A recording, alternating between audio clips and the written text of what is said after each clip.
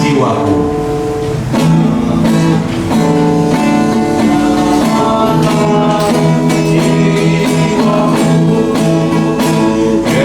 Ketika hidupku sentosa teduh, ataupun sengsara penuh, di dalam kasih-Mu ku tinggal teguh. Nyamanlah, nyamanlah jiwaku, nyamanlah jiwaku, jiwaku, nyamanlah, nyamanlah jiwaku. Baik, coba. Meski oleh iblis aku diserang, hatiku tenang dan teguh, sebab Kristus telah menyelamatkanku. Darahnya menebus jiwaku, nyamanlah, nyamanlah jiwaku, jiwaku, nyamanlah, nyamanlah jiwaku. Baik, teman. Marilah ya Tuhan, datanglah segera dengan sepenuh kuasa-Mu. Kami berbunyi dan langit lenyap, yang tetap nyamanlah jiwaku, nyamanlah jiwaku, jiwaku, nyamanlah, nyamanlah jiwaku. Sebentar kami akan membaca, merenungkan, mempelajari firman-Mu. Tolong kiranya hati kami terbuka untuk firman-Mu. Roh Kudus-Mu mengajari kami untuk mengerti kebenaran firman-Mu dan melakukan, menaati apa yang Tuhan kehendaki kami lakukan. Jadi Kristus Tuhan kami berdoa. Amin. Baik, minggu yang lalu saya sudah menyampaikan lambang daripada firman Tuhan, lambang atau simbol dari firman Tuhan. Yang pertama dari 1 Petrus pasal yang kedua, ayat yang kedua, yaitu dilambangkan dengan susu. Baik, mari kita buka sebentar dengan cepat. 1 Petrus pasal yang kedua, ayatnya yang kedua, saudara-saudara. 1 Petrus pasal yang kedua, ayatnya yang kedua. Iya.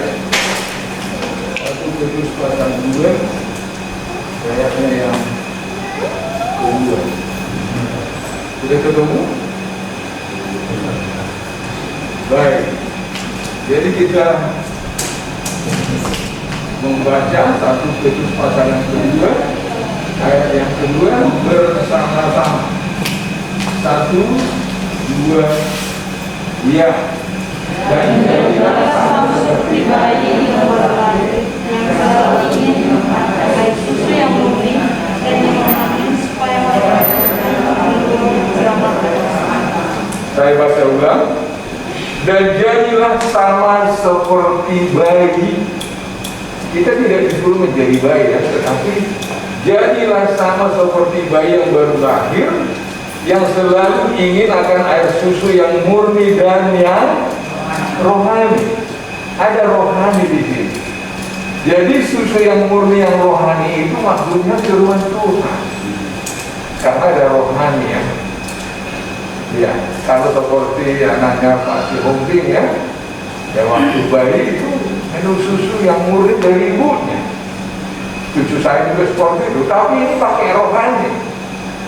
Dan ini ajarkan, jadilah sama seperti apa? Bayi, ya? Sama seperti bayi yang baru lahir, yang selalu ingin akan ada susu yang murni dan yang rohani. Ini ibu-ibu kita banyak ini. Ya, kalau bayi itu lahir, ya, otomatis dia mau minum susu dari ibu. Amin ya? Ya, itu nalurinya. Kalau orang benar-benar lahir baru, dia juga rindu minum susu yang murni, yang rohani, yaitu firman Tuhan. Itu salah satu tanda orang sungguh bertobat dan percaya kepada Tuhan Yesus. Dia kan baik secara rohani. Semua kita ini pernah baik secara rohani ketika kita bertobat menerima Tuhan Yesus. Ketika kita dilahirkan kembali. Amin. Nah, dia aja jadilah sama seperti bayi yang baru lahir. Bayi yang baru lahir rupanya bagaimana menurut ayat ini? Ya, selalu ingin. Ini selalu ingin. Ya, selalu ingin apa? Akan air susu yang murni dan yang rohani. Ini aja. Saya juga mengajak kita yang hadir ini ya, sama yang di rumah yang menonton live ini, kita diajak. Ya, seperti saya sudah ubahkan ya, dua secara fisik, tetapi kita perlu seperti ini, suka, selalu ingin firman Tuhan. Dan diberitahu di sini apa tujuannya. Apa tujuannya kalau kita selalu ingin akan firman Tuhan itu? Apa kita kira?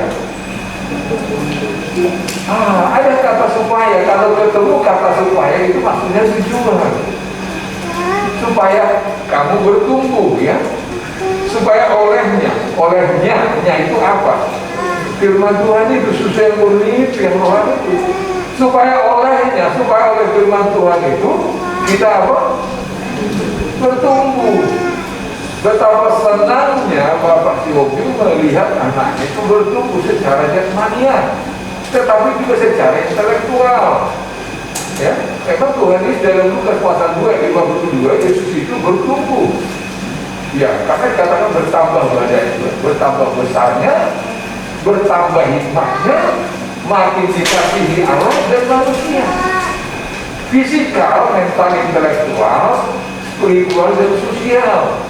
Secara tidak sengaja sebenarnya Pak Angel ya, secara tidak sengaja Ibu ya, kita ingin sebenarnya seperti pertumbuhan Yesus ya, bertambah besar fisiknya ya.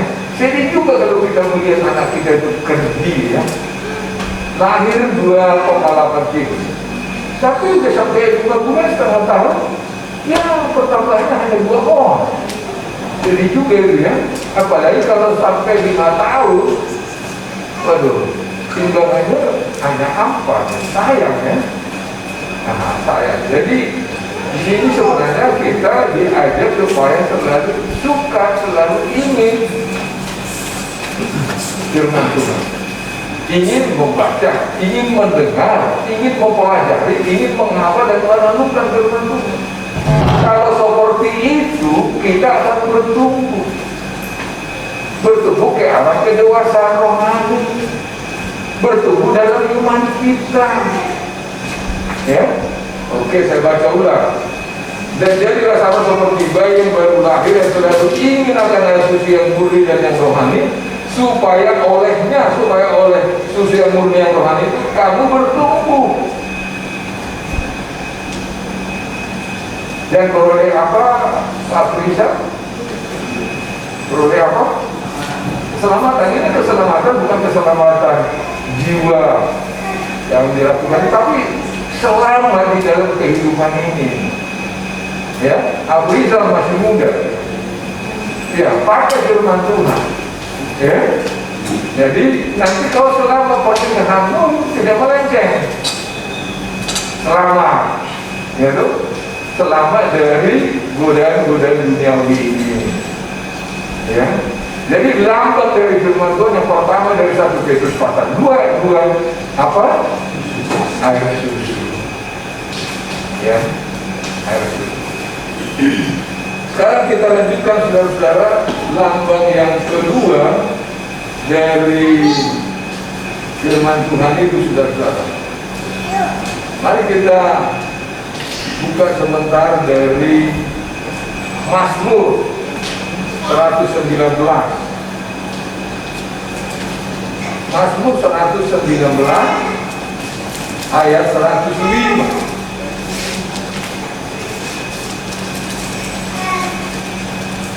Mazmur 119 ayat 105. Ya, ini ayat terkenal. Baik, boleh kita baca bersama Mazmur 105, saudara-saudara. Ya, 119 ayatnya yang 105. 1, 2, 3. Firman-Mu pelita bagi kaki, ya, firman-Mu itu pelita bagi kaki dan terang bagi jalan. Jadi apa lambang dari firman Tuhan dari ayat ini? Ya, lampu, ya, pelita, ya, dan terang. Di dalam buku Filipi dikatakan dunia ini bengkok, dunia ini gelap dan bengkok. Kita perlu memakai pelita, yaitu firman Tuhan. Kalau tadi supaya kita bertumbuh perlu apa? Susu yang murni firman Tuhan. Karena firman Tuhan dilambangkan dengan air susu. Kemudian lambang yang kedua dari firman Tuhan itu apa? Pelita, lampu, ya. Ya. Kita ini memang puji Tuhan ada siang, ya, dari sana ada kaca, kan. Tetapi kalau malam, saudara, kita ada lampu, bisa bentur-bentur dengan dindingnya, bisa kita jatuh di tangga, ya.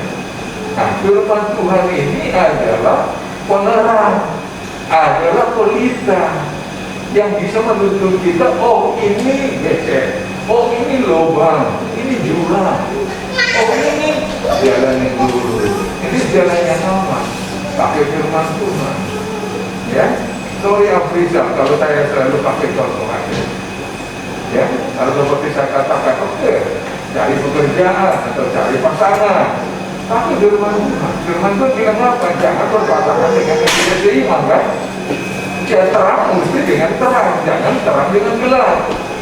Jangan yang percaya Kristus dengan yang percaya Beliau, berhala, kan?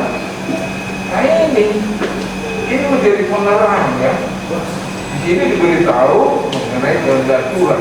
Ada prinsip juga di sini mengenai kehendak Tuhan. Jadi firman Tuhan inilah menjadi kompas petunjuk kepada kita, penerang. Kita butuh ini di tengah dunia yang gelap dan bengkok. Jadi lambang kedua dari firman Tuhan adalah pelita, lampu, ya.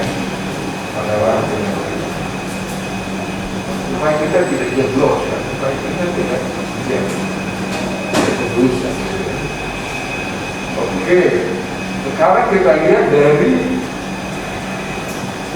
Efesus pasal 6. Perjanjian baru sekarang, Efesus pasal 6 ayatnya yang ke-17. Galatia, Efesus, Galatia, Efesus. Efesus pasal yang ke-6. Sebenarnya ayat 10 sampai dengan ayat 18 itu memang perlengkapan senjata dari Allah, ya.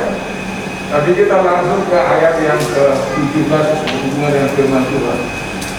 Dan terimalah ketemu keselamatan dan pedang. Pedang apa? Pedang roh apa? Ini lambang yang ketiga, ya. Lambang yang ketiga dari firman Tuhan adalah pedang roh.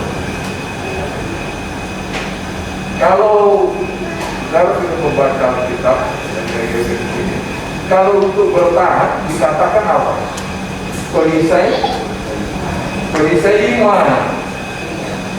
Kalau bertahan, di Jakarta banyak nih, apalagi rumah kita dekat dengan DPR ya. Ya, banyak orang suka demo, tetapi polisi selalu ada bawa apa? Tangan, perisai itu dilempar pakai botol aqua, dilempar pakai batu. Jadi polisi itu tidak hukum itu seperti di tangannya. Ya. Jadi kalau bertahan itu kita pakai iman. Tapi kalau nyerang pakai pedang. Pedang roh itu adalah jadi lambang yang ketiga dari firman Allah adalah pedang roh. Oke, begitulah. Dan terimalah kamu keselamatan pedang roh, yaitu saya mau mengajak kita mengingat Matius pasal 4 ayat 1 sampai 3 kali Tuhan Yesus dicobai iblis. Amin ya. Matius pasal 4 3 kali dicobai. Kalau kau anak Allah, jadikanlah batu ini jadi roh. Sebenarnya Yesus bisa? Bisa nggak? Yesus menjadikan batu jadi roh? Bisa? Bisa, sangat bisa. Tapi dia nurut nggak? Dia taat nggak sama apa yang dikatakan oleh iblis? Taat? Tidak. Apa yang dia lakukan? Dia mengikuti firman Tuhan. Dia bilang apa? Sebab ada tertulis, manusia hidup bukan dari roti saja, tetapi dari setiap firman yang keluar dari mulut Allah. Maksudnya apa kalau kita ingat ayat ini baik? Manusia hidup bukan dari nasi saja, tetapi dari setiap firman yang keluar dari mulut Allah. Tuhan Yesus mengutip ayat. Kemudian selanjutnya sudah saya masih di Matius pasal yang keempat. Iblis juga mengutip firman Tuhan. Hati-hati ya yang orang yang mengutip firman Tuhan ya. Dia bilang begini, Yesus kan ada di hubungan begal, loncat. Nanti karena ada tertulis, dia pakai juga ada tertulis ya. Ya, nanti mereka akan menolong engkau. Tapi bukan Matius pasal 4 ya. Injil Matius pasal yang keempat.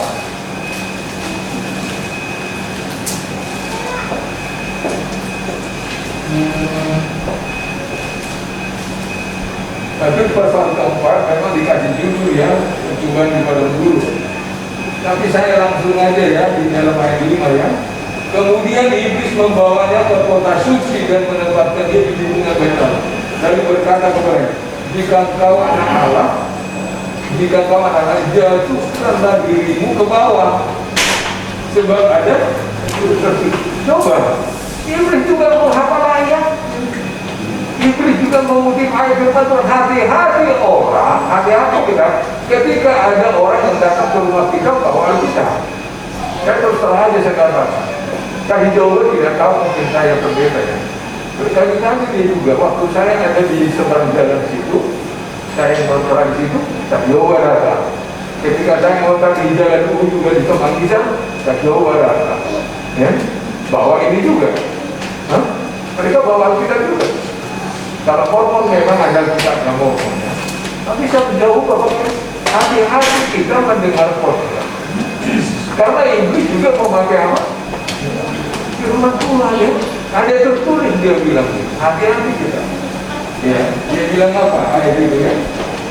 Iya. Sebab ada tertulis mengenai engkau ya, atau memerintahkan malaikat-malaikatnya, dan mereka akan menantang engkau di atas tangannya, supaya kakimu jangan terang. Ya, ini kan kalau misalnya nanti dia loncat, ya, hebat, dia itu ada hebat, kesombongan kan. Kalau tadi roti itu berarti jadi roti itu kan keinginan tubuh ya. Jadi dalam 1 Yohanes 2:15-16 dikatakan ya, kesubuhan itu kan keinginan mata, keinginan daging dan keangkuhan hidup. Ya, oke kita lanjutkan memang itu ya. Yesus berkata, ada pula tertulis, jangan engkau mencobai Tuhan Allahmu. Dan iblis membawanya pula ke atas gunung yang sangat tinggi dan berjatuh kepadanya semua kerajaan dunia dengan kemegahannya, dan berkata kepadanya, semua itu akan kuberikan kepadamu jika engkau sujud menyembah aku. Maka berkatalah iblis kepadanya, hanyalah iblis, sebab ada tertulis, kau harus menyembah Tuhan Allahmu dan hanya kepada Dia sajalah engkau berbakti. 3 kali Yesus dicobai, keinginan daging, keangkuhan hidup, dan keinginan mata. Sampai sekarang percobaan seperti ini terjadi di zaman kita. Ya, keinginan daging, nafsu juga itu ya, keinginan mata, kesombongan, keangkuhan hidup. Saya mau bertanya ini kepada Hoki, apakah Yesus melawan pencobaan itu dengan berdoa? Dia pakai apa? Firman. Jadi perlu nggak kita menghafal firman? Yesus menghafal firman, makanya dia bisa mengutip ayat. Nah, Paulus juga berotoritaskan ya, Alkitab ya. Paulus sudah berkata, ada yang tertulis. Ada tertulis. Jadi kita memang supaya firman Tuhan itu kita pakai sebagai modal. Karena lambang yang pertama tadi firman Allah, susu yang murni rohani, susu. Kemudian apa tadi yang kedua? Pelita, lampu, pelita ya. Banyak yang kita tidak tahu ya. Ini yang pakai redaksi itu saudara Joy ya. John. Saudara John ya. Jadi hidupnya ini banyak. Saya kerja di mana ya? Saya menikah dengan siapa ya? Masih gelap ya? Ya? Udah tahu atau masih gelap? Banyak yang gelap di dunia. Tetapi ini bisa menerangi. Di mana kita bekerja, di mana kita ngontrak rumah, ya. Siapa yang dipersiapkan Tuhan untuk pasangan kita? Oh gitu ya. Oke. Oh ya udah. Dan yang ketiga, pedang roh.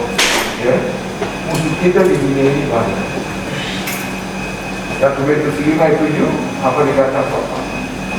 Sadarlah dan berjaga-jagalah, musuhmu, lawanmu, iblis berjalan keliling sama seperti singa yang mengganggu mencari orang yang dapat dikalahkannya.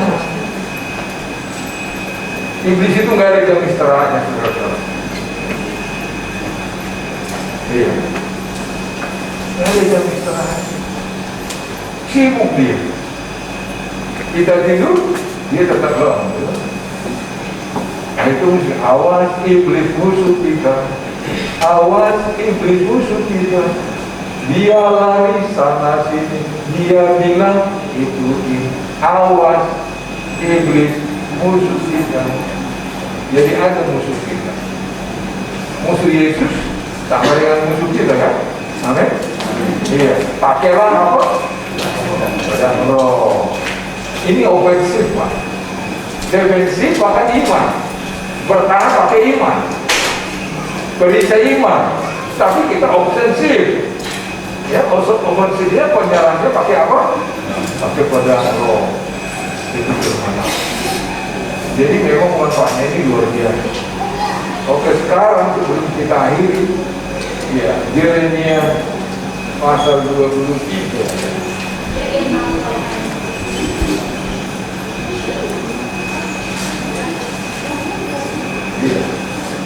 Yeremia 23 ayat 29. Yeremia perjanjian lama ya. Yesaya, Yeremia. Yeremia pasal yang ke-23 ayatnya yang ke-29.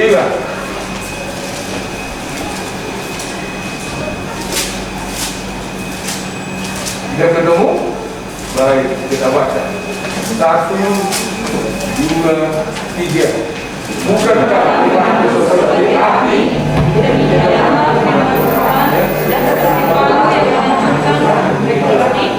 Saya baca ulang ya. Bukankah firman-Ku seperti api? Demikianlah firman Tuhan. Dan seperti palu yang menghancurkan bukit apa?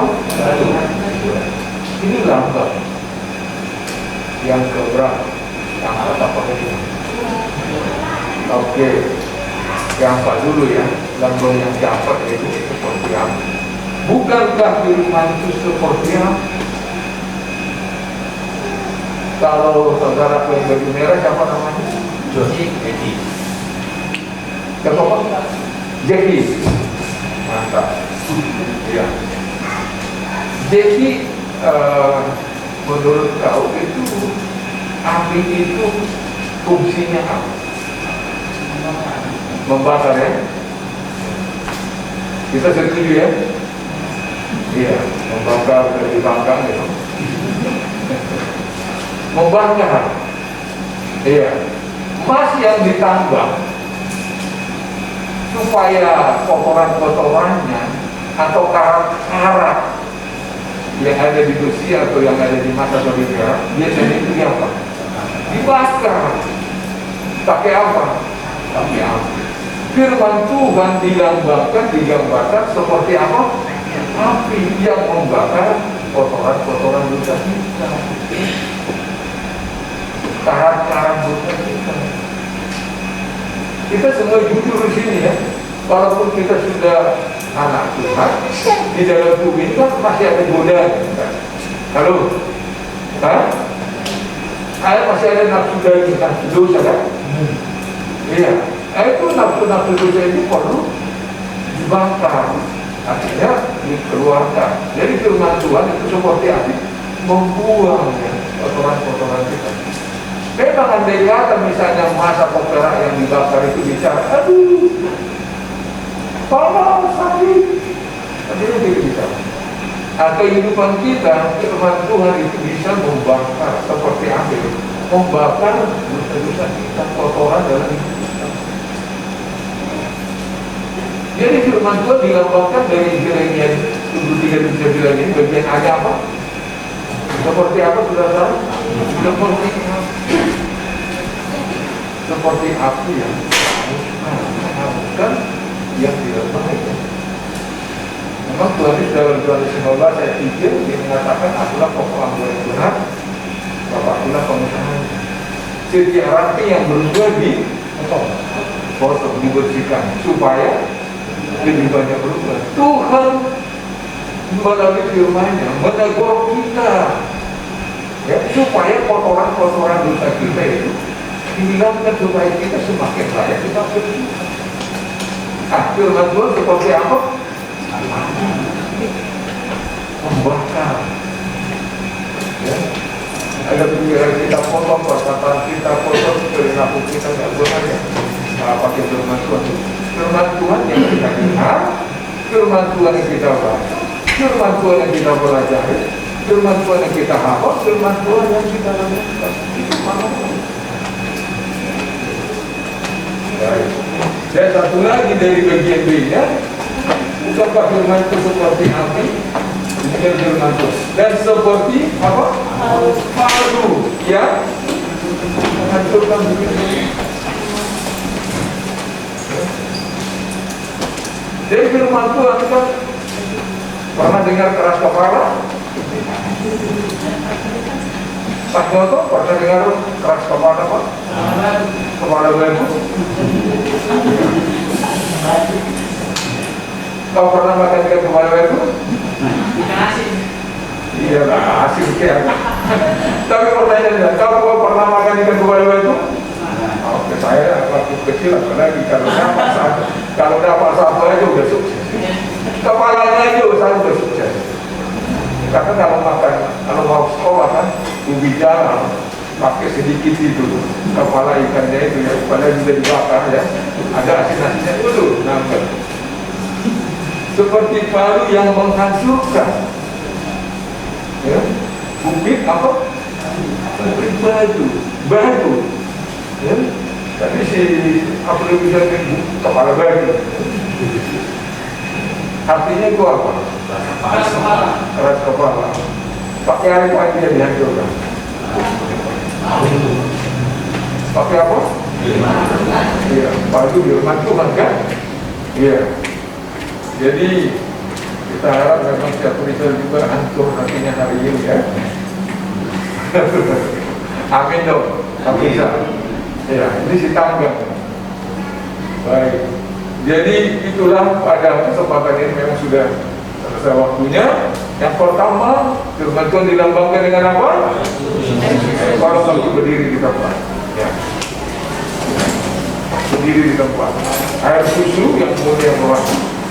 Yang kedua dilambangkan dengan pelita. Mazmur 119 ayat 1. Nah, kami dulu cepat. Ya, yang ketiga sebagai apa? Pedang roh menyerang ya, lawan iblis kita ya.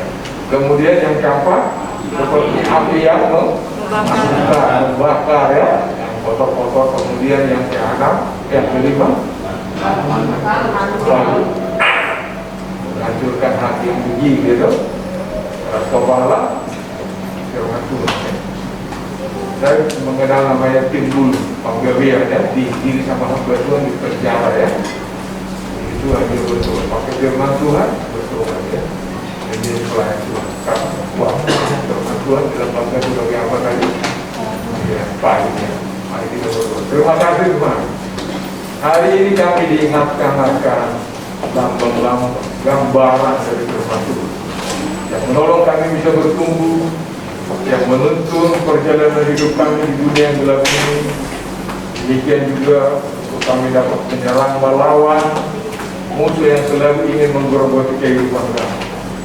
Demikian juga yang dapat membersihkan, yang dapat membuang kotoran-kotoran dalam hidup kami dan yang menghancurkan hati yang tinggi. Terima kasih Bapak.